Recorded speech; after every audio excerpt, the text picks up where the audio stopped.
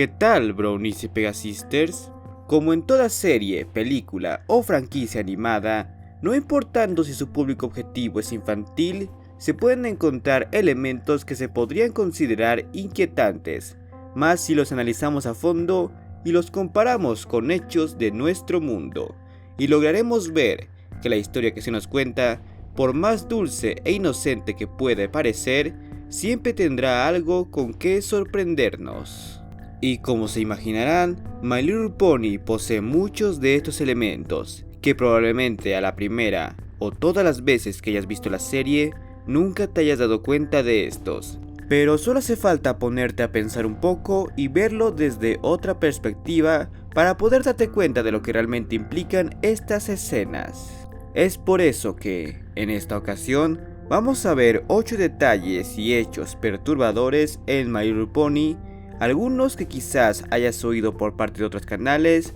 o incluso por parte mía, pero aún así vale la pena volver a mencionarlos. Por lo que, sin más, comencemos.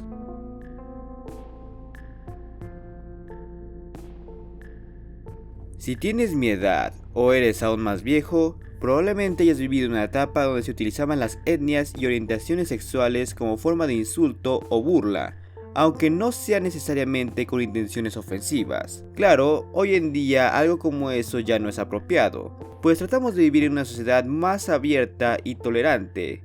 pero aún hay ciertas excepciones. Ahora hay que recordar que en My Little Pony no existen los humanos y por lo tanto no hay discriminación entre etnias. Pero claro, eso no impidió que lleguemos a ver racismo de otras maneras, particularmente entre las 3 razas ponis. Sin embargo, hay un ejemplo en particular que quizás no muchos recuerden. A lo largo de la serie, vimos que en Equestria los ponis no eran la única raza inteligente, sino que prácticamente todas las especies equinas poseían conciencia y razonamiento, tal y como llegamos a ver con los búfalos, los burros y las mulas, siendo con estas que se da un chiste bastante extraño. En la serie, particularmente en las primeras temporadas, hacían uso de frases como no sean necias, tontas o tercas como mulas. Y de nuevo, hay que recordar que en este mundo las mulas son tan razonables y sensibles como los ponis, por lo que ambos serían el equivalente a los humanos, por lo que sí, los ponis utilizaban a las mulas como base de pseudo insultos que, aunque los escritores intentaron suavizar el momento poniendo una mula justo al lado para decirle que no se ofenda, sigue siendo un tanto discriminatorio. Además, hay un momento en especial en que esta suavización se olvida y se siente como una genuina ofensa. En el episodio Como perros y ponis, cuando los perros diamantes secuestran a Rarity y la intentan obligar a ser su recolectora, uno de estos la llama accidentalmente mula, cosa que ofende a Rarity y hasta llega a decir que las mulas son feas y procede a llorar por eso.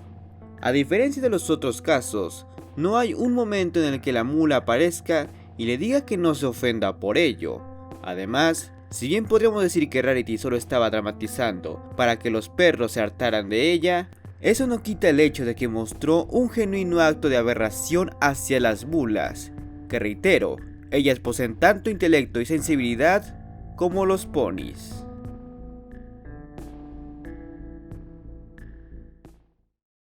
Este hecho ya lo he mencionado varias veces en este canal, incluso a manera de broma, razón por la cual está en este puesto, porque ignorando ese detalle, bien podría estar entre los primeros, pues es algo que, viéndolo desde un punto de vista serio, es extremadamente grave y atroz, y la peor parte es que no se esfuerzan mucho en disimularlo.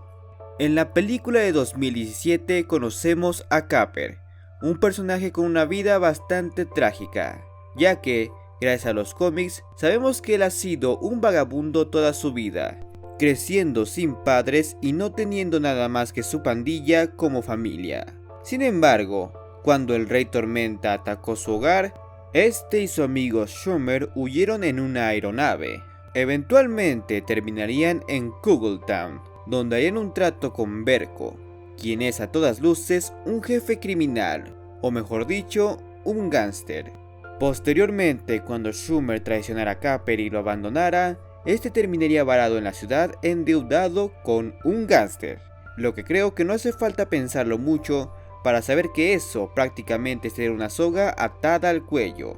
y no sería raro pensar que Verko lo dejó vivir únicamente por lástima, ya que vio cómo su amigo lo abandonó. Pero como se imaginarán, esa no es la razón de este puesto. Para poder pagar su deuda, Capper prácticamente se aprovechó de un grupo de mujeres y lo que podríamos decir un niño o un preadolescente, a sabiendas de que estos eran completos extraños y confiaban demasiado fácil en los demás, todo para poder usarlos como mercancía, como si de alguna especie de ganado se tratase.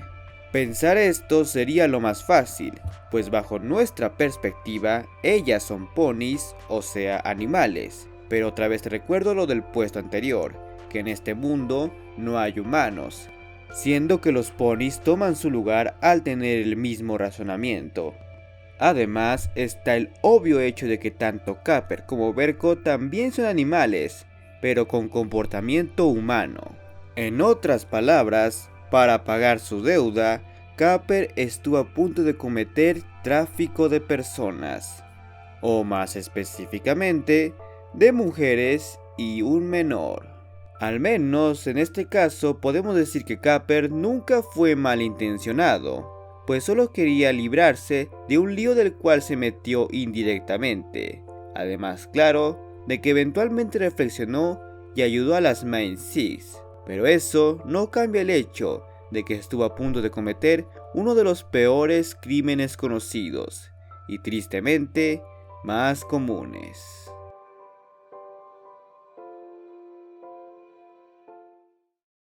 Este puesto quizás para algunos pueda parecerles algo absurdo, pero creo que, si lo piensan y lo ven desde la perspectiva adecuada, le hallarán sentido, y es que en este puesto demuestra qué tipo de personas hay en Equestria. En el episodio El regalo de Maud Pike, Pinky busca una bolsa especial para piedras como regalo para Maud. Sin embargo, al no estar la tienda donde iba a comprar abierta, esta termina encontrándose con un tipo con un look bastante peculiar. Uno que seguramente a más de uno les hizo recordar la vestimenta que traen los mafiosos, pandilleros o de un traficante, particularmente los de Nueva York. Dicho tipo poseía una de estas bolsas, la cual, al estar hecha para rocas, podemos pensar que la utilizaba para llevar gemas, monedas o incluso... No es ningún secreto que la venta de drogas es un negocio muy lucrativo para estas personas en ciudades como estas. Pero bueno, eso es tan solo una especulación. Lo que realmente genera este puesto es que Pinky acepta cambiar su cañón de fiestas por esa bolsa, algo que bien podría ser visto como una venta de armas. Sí, podrían decirme que el cañón de Pinky nunca disparó munición real, y ni siquiera podríamos asegurar que era un cañón real, pero el tipo no parecía estar consciente de ello. Y además, en los cómics oficiales, sí hemos llegado a ver que con algo de ingenio, el cañón efectivamente puede usarse con fines letales, por lo que las posibilidades estaban ahí.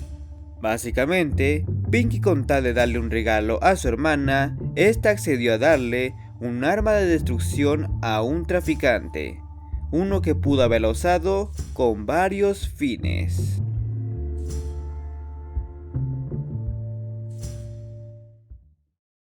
Este puesto, a diferencia de los otros, no proviene como tal de la serie o de algún medio audiovisual, sino que se encuentra en los cómics oficiales que son considerados canon, en donde se nos da una fuerte implicación de un acto devastador.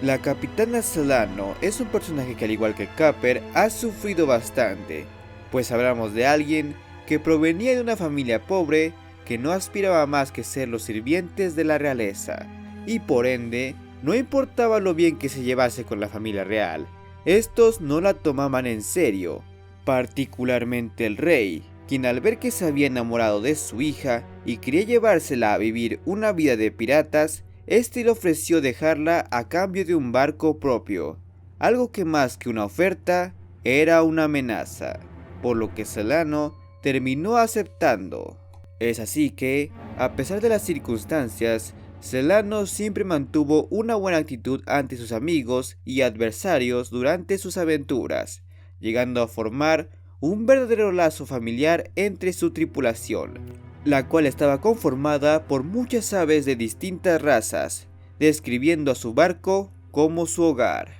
Sin embargo, todo cambiaría cuando Celano recibiría la llamada de Strife, el general del Rey Tormenta, quien les ofrecería robarle a este, algo que Celano dudaría en un principio, ya que reconocería que robarle al Rey Tormenta sería peligroso, y lo que menos quería era poner en riesgo a su tripulación, pero dada su difícil situación, terminaría accediendo,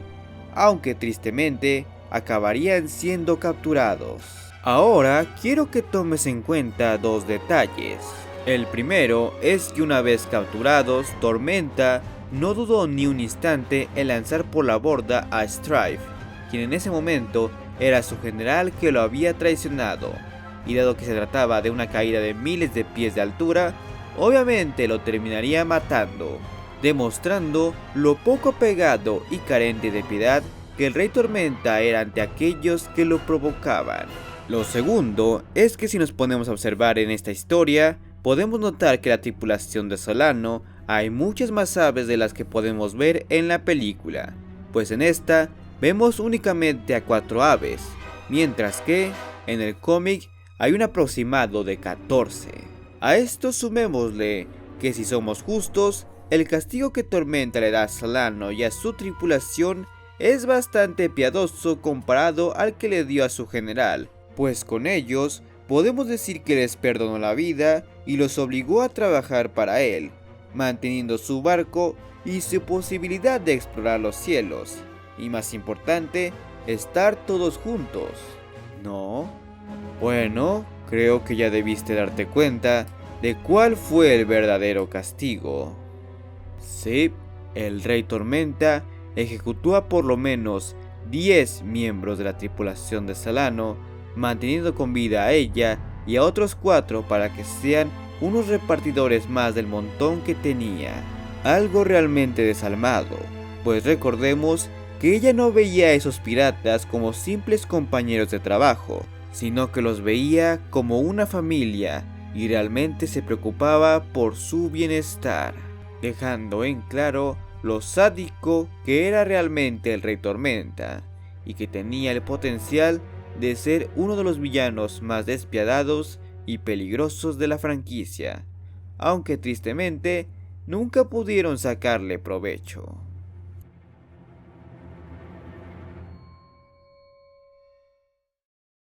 Muchos villanos ponis los podríamos catalogar como huérfanos o al menos con una familia muy distante, cosa que explicaría lo despiadado de sus actos, pues al no tener realmente a nadie por quien preocuparse, estos sin ningún problema estarían dispuestos a cometer crímenes de gran magnitud.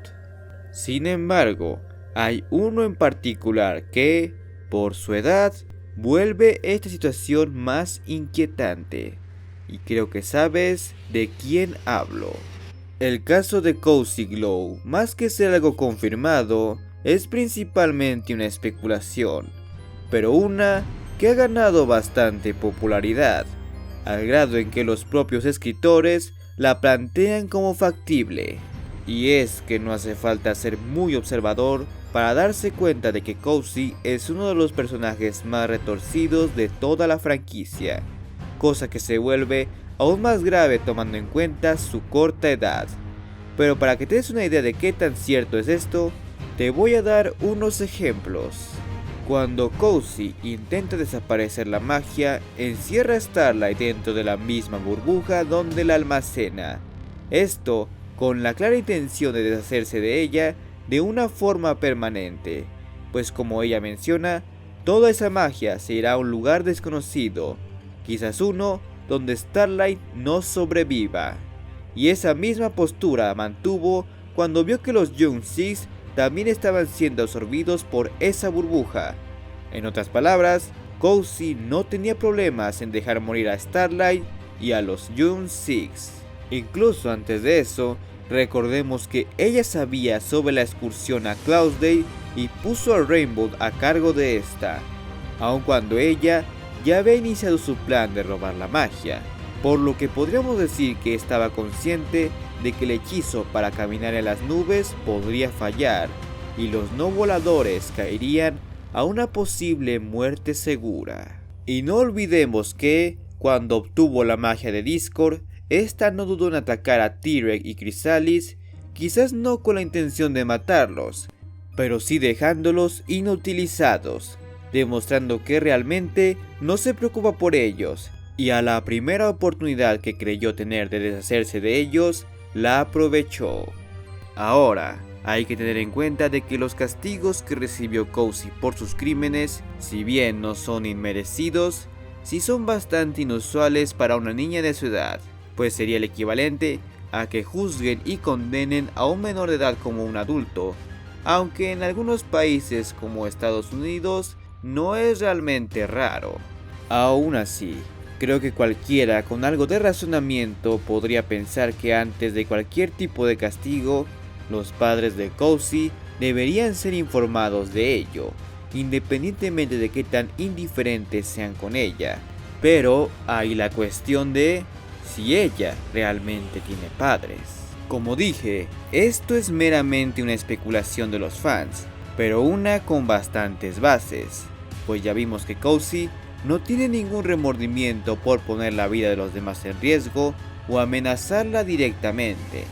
E incluso el director de la serie, Gene Miller, insinuó de forma muy clara que Cozy no tenía padres, cosa que refuerza dicha especulación, por lo que la idea de que los padres de Cozy hayan sido disfuncionales, indiferentes o hasta abusivos con ella, y esa sea la fuente de su personalidad retorcida y por ende los haya matado, a mi parecer es bastante creíble. Además, si somos objetivos, si las Main Six ya tienen historial de reformar villanos, y tomando en cuenta el hecho de que la Escuela de la Amistad ya había recibido a otro huérfano que habitaba en las calles, a una chica problemática asistida contra su voluntad y a alguien que solía pertenecer a una colmena de monstruos,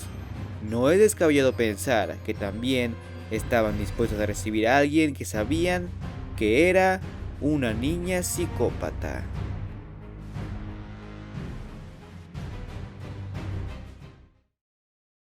Con el pasar de los años, las personas nos hemos percatado y abierto a debate sobre si lo que nos enseñan en la escuela sobre historia es verídico, o al menos está contado correctamente, ya que hoy en día no es ningún secreto que varias de estas cosas estén alteradas o eliminadas. Esto ha llegado al grado en que nos cuestionamos si esas figuras históricas que nos han enseñado a antagonizar realmente eran los malos de la historia y aquellos que veneramos como los héroes eran los buenos. Pero algo que tenemos en claro es que mientras las figuras políticas saquen provecho de las historias que ellos aprueben para ser enseñadas, se asegurarán de que la verdad nunca sea vista como verídica. Y ese tipo de situaciones se pueden aplicar en esta franquicia. El caso que seguramente piensen primero es el cómo en la G5 las tres razas se les enseñaba desde pequeños a temerle a las otras razas, llegando a mencionar cosas falsas de estas y cómo trataron de matarse unas a otras, pues incluso es algo que les enseñaban en la escuela, como menciona Hitch, pero eso no es realmente de lo que quiero hablarte. La diferencia que hay entre el mundo de My Little Pony y el nuestro es que aquí no podemos corroborar de una forma 100% fiable que las cosas sean tal cual como se nos cuentan, pues objetos como los libros o las ilustraciones pueden ser fácilmente alterados y cosas un poco más sólidas como las fotos o los documentos pueden ser ocultos o destruidos. Esto porque obviamente no hay ninguna persona en la actualidad que haya vivido en esa época y haya visto esos eventos de primera mano. Y aun si lo hubiese, difícilmente podría narrar los hechos de forma precisa, ya que su memoria no estaría en buen estado debido a su deterioro físico. Pero, en el mundo de My Little Pony sabemos que sí hay por lo menos una persona que ha vivido durante varios años y ha visto varios acontecimientos importantes de primera mano, y conserva la condición y memoria para narrarlos correctamente. Y aún así, ha permitido que varios de estos hechos sean alterados. Y creo que sabes de quién estoy hablando. Si conoces mi canal desde hace tiempo, sabrás que he señalado a Celestia como la responsable de varios acontecimientos, incluyendo el modificar la historia para su propio beneficio. Y es que siendo un ser tan longevo, uno pensaría que sería la fuente de información más fiable para asegurar una buena educación histórica. Pero de ser así, ¿por qué nadie sabía que la estatua que había en los jardines era una criatura real? ¿Por qué se sabía tan poco sobre el Imperio de Cristal, al grado en que su propia alumna personal apenas se había oído el nombre? Y más importante, ¿por qué nadie conocía la historia de Nightmare Moon, la propia hermana de Celestia? Y es que parece que Celestia únicamente conservó los méritos, pues recordemos que el Festival del Solsticio de Verano se creó para celebrar su victoria contra Nightmare Moon. Pero recordemos que nadie sabía que Nightmare Moon era un personaje real, y era vista como un cuento pony, al cual le dedicaron un día completamente diferente, y crearon una historia completamente distinta. Pero Celestia, estando enteramente involucrada en esos acontecimientos, y siendo prácticamente la gobernante de esa nación, ¿por qué no ordenó a los historiadores y a las escuelas que contaran correctamente la historia de Nightmare Moon, y ésta pudiera permanecer en el coeficiente colectivo hasta los tiempos de Twilight? Pues hasta podríamos pensar que el hecho de que Celestia sepa que olvidaron el propósito del festival de verano y hayan creado un día para Nightmare Moon a base de historias falsas sería algo ofensivo a la memoria de su hermana. Pero no, ella dejó que todo eso pasara por una sencilla razón. Y es que imagínate que te digan en la escuela que uno de tus antiguos gobernantes de tu nación haya encerrado o para tal caso matado a su propio hermano, porque éste estaba envidioso del poder y la fama que poseía. O peor aún, que ese gobernante sea el actual y que haya estado en el poder por mucho tiempo. Puede que al principio te creas eso de que fue por un bien mayor, que la eliminación de su hermano era para garantizar la seguridad del pueblo y que eso haya sido un duro sacrificio para el gobernante. Pero tarde o temprano, tú y otro montón de personas empiezan a sospechar de las intenciones de ese gobernante, independientemente si son las correctas o no. Porque al final de cuentas, si algo hemos aprendido es que si alguien tiene un historial como ese y está en el poder por mucho tiempo, no es de fiar.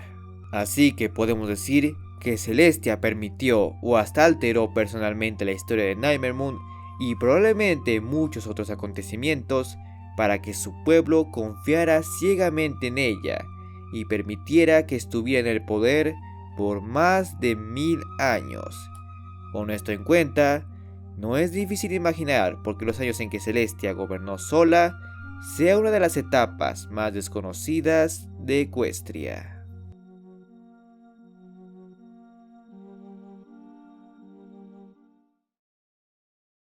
Este puesto es muy similar al de Capper, y también podríamos decir que es tan absurdo como el de Maud,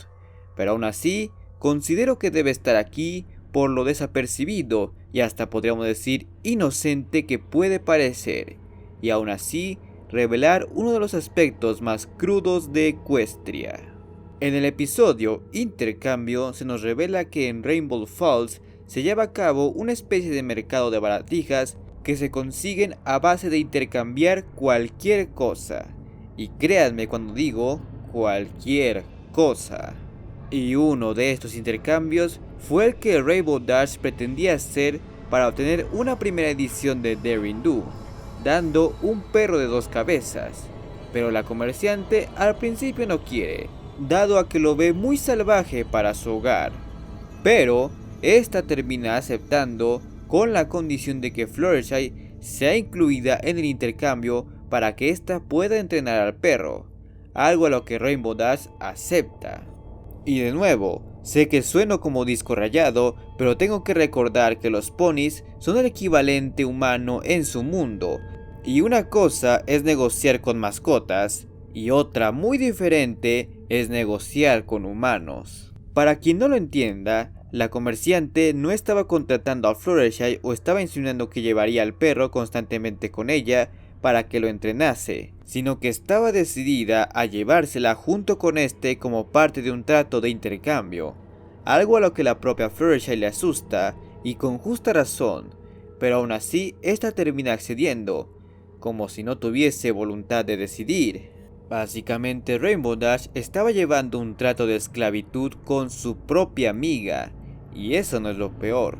Lo peor es que cuando va con Twilight y ella ya había sido nombrada princesa y juez del evento, esta determina que no puede intervenir en el trato, pues aclara que fue uno justo, dejando en claro que la esclavitud realmente es legal en Equestria. Y sé que muchos podrán decir lo absurdo que es el asunto, pues Rainbow Dash realmente no tenía ningún derecho legal sobre la voluntad de Fluttershy, pero el simple hecho de que una figura de autoridad pueda determinar que efectivamente el trato que ella hizo sea legal, dice mucho del contexto de Equestria, el cual demuestra que no tiene problemas en comerciar con los propios ponis.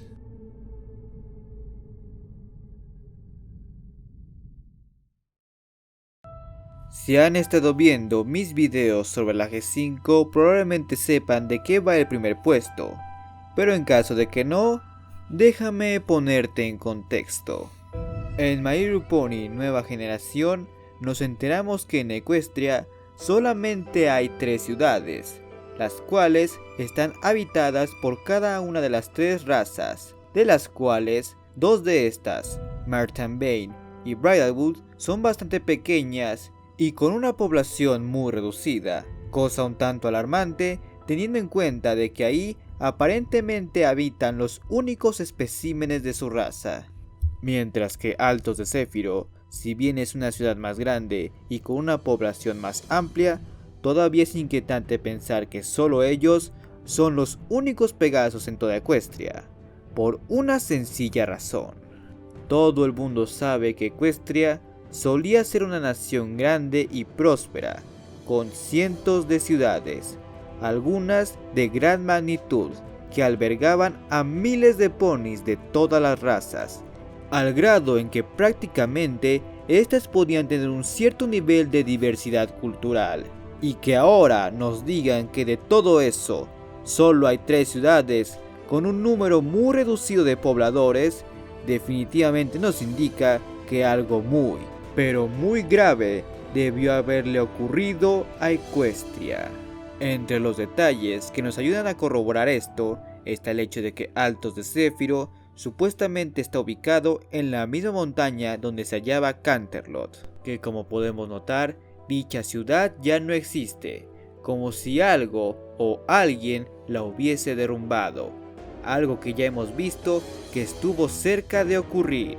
Asimismo, sabemos gracias a los animadores que el árbol que aparece a mitad de la cinta es el árbol de la armonía, que como se podrán dar cuenta, ahora está ausente de magia y cristales, sin mencionar que los otros elementos que lo rodeaban, como el castillo de las 2 hermanas y el bosque Everfree, están completamente ausentes,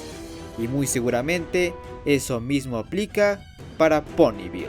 Incluso podríamos decir que los cristales que se hallan en Bridalwood sean los propios restos del árbol o hasta de sus raíces que sabemos que tenía debajo de Ponyville, y por supuesto el castillo de Twilight, que estaba hecho de estos mismos. Ahora a eso hay que sumarle detalles pequeños como el que ya mencionamos, de que en Martin Bane les enseñan a los potros en la escuela que las tres razas tuvieron una batalla en la cual los terrestres se quedaron con Martin Bane y desterraron a los demás, algo que si bien parece ser falso, podría no ser así. E igualmente con el mapa de Sunny, el cual se encuentra en el diario de Argyle, podemos resaltar que está rasgado y con bordes quemados, como si este perteneciese a una evidencia que se intentó eliminar o también haya sido parte del daño colateral.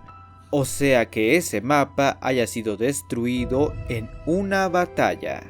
Y como cereza en el pastel, sabemos que en la 10ª temporada, Twilight es advertida que, si deja que todos los reinos poseyeran elementos de la armonía, estos tarde o temprano terminarían deseosos de poder y control sobre los demás, al punto en que se desataría una guerra a escala mundial.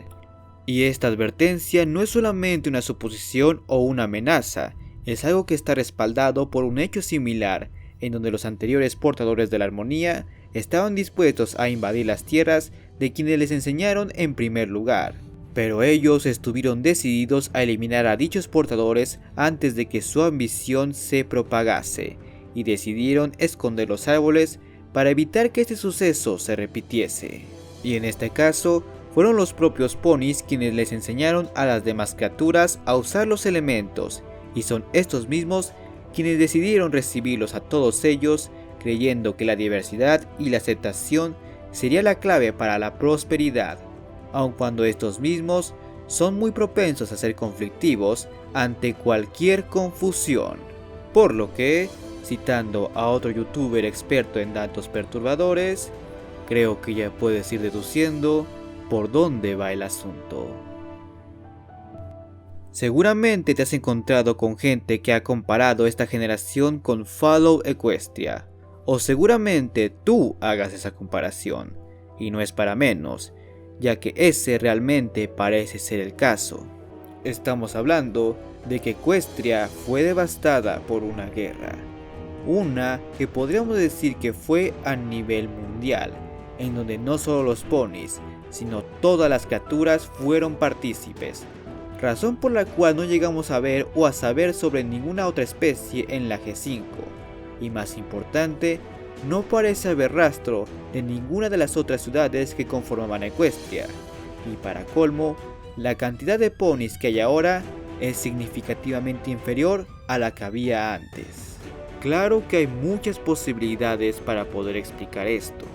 pero por ahora, esta parece ser la opción más factible, aunque oscura definitivamente. Y quiero aclarar que yo personalmente no estoy a favor de esas teorías que dicen que cierto mundo está ambientado en un futuro post-apocalíptico, aunque sí ha habido casos en los que resultó ser cierto, lo que prueba que no hay que descartar esa posibilidad, y más cuando hay pruebas tan sólidas como estas. Y bueno banda, hasta aquí llegamos en esta ocasión. Y de nueva cuenta quiero agradecerle a todos los suscriptores que se han convertido en miembros del canal y recordarles que se suscriban, den like y todo lo demás. Por lo que nos veremos muy pronto.